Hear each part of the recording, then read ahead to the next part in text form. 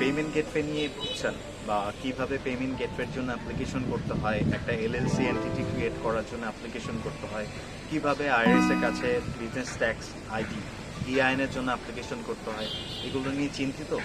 আমি Khondokar Rahat Ahmed, chief executive officer and founder of Straight Genex, আপনার business consultant হয়ে আজকে এই ধরনের প্রশ্নের সমাধান দিতে এসেছি। আপনি চাইলে খুব সহজেই আপনার বিজনেস মডেল এবং আপনার যে কোয়ারিগুলো আছে এগুলো আমার সাথে একটা মিটিং স্কেজুল করে আপনি আপনার প্রবলেমগুলো সর্ট আউট করে নিতে পারেন। খুব ইজি।